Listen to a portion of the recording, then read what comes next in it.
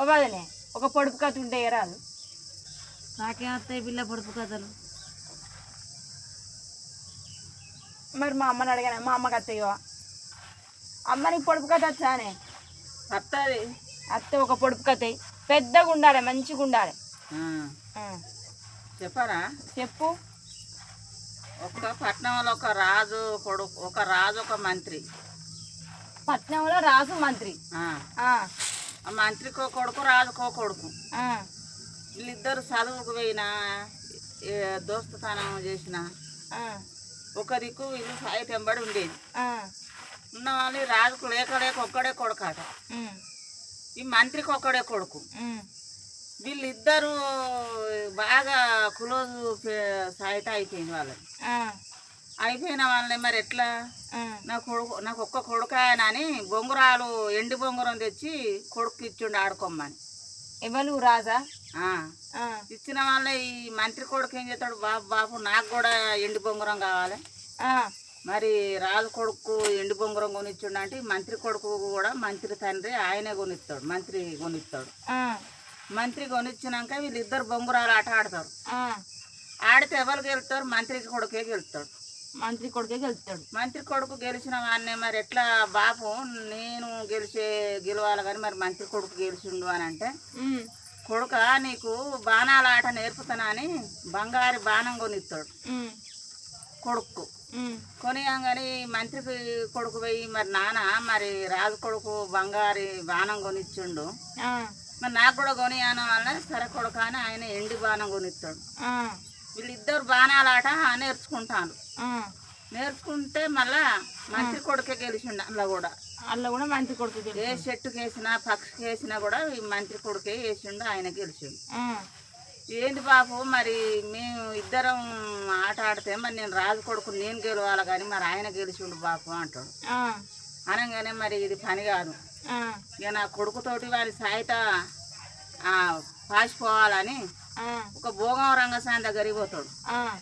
పోయి ఏమమ్మా నీకు బిడ్డ ఉన్నది కదా 16 ఏళ్ళ బిడ్డ, ఆ బిడ్డను నువ్వు నా కొడుకు రెప్పలక్ష్మం కొని రాజు కొడుకు మంత్రి కొడుకును నా కొడుకుని ఇద్దరిని ఆట మార్గం పంపిస్తా, నీ బిడ్డను తయారు చేసి జంగట్లా నువ్వు పంపించి నువ్వు మంత్రి కొడుకునే పిలువన్ని బిడ్డను.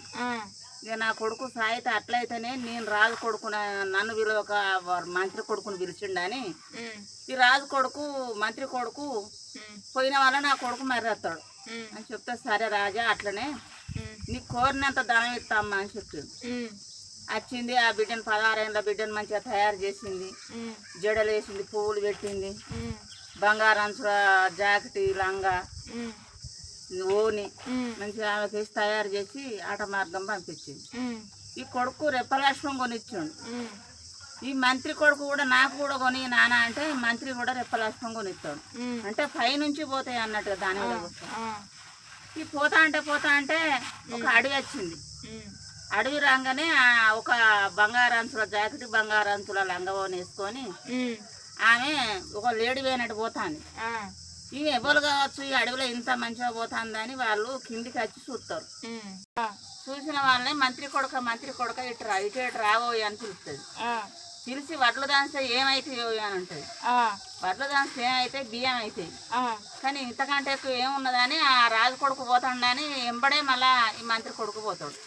పోయిన వాళ్ళు ఈ మంత్రి కొడుకు అనుమానం వస్తుంది, నేను రాజు కొడుకు నన్ను ఒక మంత్రి కొడుకుని పిలిచిన కారణం ఏంది అని ఆయన వెళ్ళిపోగానే ఆయనను మళ్ళీ వచ్చి మాట్లాడతాడు ఈ మంత్రి కొడుకు. మాట్లాడిన వాళ్ళే మళ్ళీ తెల్లారి ఇంటికి వస్తాడు.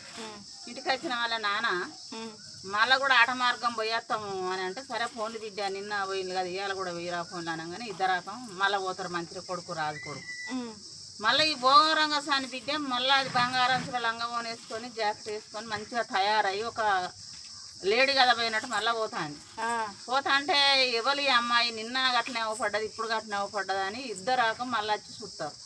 కిందికి అశ్వాలు కిందికి అని వచ్చి చూసాగానే మళ్ళీ మంత్రి కొడుకు ఇటు రాబోయి ఉంటుంది. ఏంది నన్ను నిన్న పిలిచింది ఇవాళ పిలుస్తుందా అని ఏందమ్మా అని ఆయన వస్తాడు. వచ్చిన వాళ్ళని బియ్యం దాస్తే ఏమైతాయో అంటది.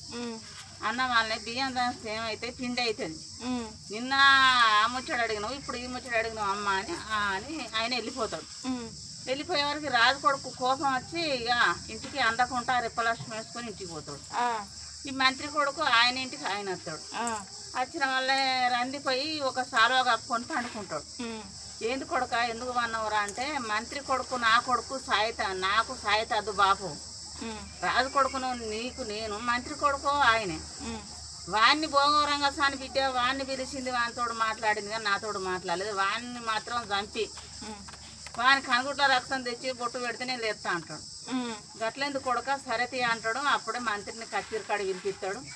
మరి నా కొడుకు నీ కొడుకు సాయిత అద్దా అంటాడు. మరి నీ కొడుకు నువ్వు చంపి రమ్మంటాడు నా కొడుకు అని అంటే సరే రాజా అని కొడుకుని తీసుకొని పోతాడు. ఆయన పోయినాక ఈ కొడుకు కోనేరు తవ్విస్తాడు. కోనేరు కట్ట పోయిస్తాడు, మానలతోడ పెట్టిస్తాడు.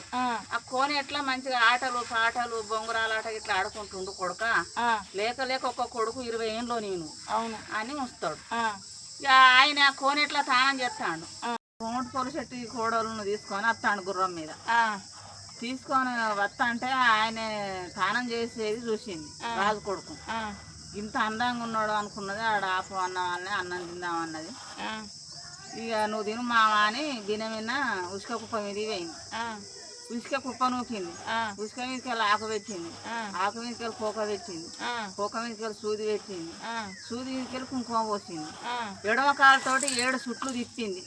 దాని మీదకెళ్ళి తిప్పి ఇక పోదారా మామ అని ఇక మామని తీసుకొని గుర్రం మీద ఆమె పోయింది. మరి ఆయన తానం చేసి గడ్డకు వచ్చిండు. చూసే వరకు ఇవన్నీ ఉన్నాయి. ఏంటిది కావచ్చు అని ఇంటికి వచ్చి బాపు అది ఏంటి వీటిని ఇప్పుతేనే నేను అన్నం తింటా లేకుండా తినడాని ఆయనే ఓ రూమ్లో మంచం వేసుకొని పన్నాడు. ఊరూరి అయ్యగారులో తీసుకొచ్చి చూపించిండు ఆ రాజు. చూపెడితే ఎవ్వరికేమో అర్థమవుతలేదు. మరి మీకు వదినమర్థంలోకి అర్థమైతే దాన్ని ఇప్పుండి. ఏంటిది ఇసుక మీద ఉసుక కుప్ప చేసింది. కుప్ప మీద ఆకు పెట్టింది. ఆకు మీద కోక పెట్టింది. కోక మీద సూది పెట్టింది. సూది మీద కుంకుమ పోసింది. కుంకుమ మీదకి వెళ్ళి ఆ ఎడమ కాలుతోటి 7 చుట్లు తిప్పింది. ఎడమ కాలుతోటి 7 చుట్లు తిప్పి అచ్చి గుర్రం మీద కూర్చొని పోయింది. దాని అర్థం ఏందో చెప్పింది. వదినే మరి ఊరు రాయగారులకే తెలియలేదట. మరి నీకు తెలుసా? నాది ఇంత పెద్ద శత్రం నాకు ఇంత పెద్ద కథ దానికి అర్థమైందో చెప్పవను. నాది రాదు అబ్బా ఈ కథ నేను ఇప్పను రాజులకు అర్థం కాదు, నాకే అర్థమవుతుందా? అంతే అంటారా? అయ్యగారులకు కూడా అర్థం కాలేదు. రాజులకు అర్థం కాలేదు, అయ్యగారులకు అర్థం కాలేదు. ఇది ఏంటిదో మీరు ఇప్పండి. కామెంట్ బాక్స్లో కామెంట్ చేయండి, లైక్ చేయండి, షేర్ చేయండి, సబ్స్క్రైబ్ చేయండి. బాయ్ మరి.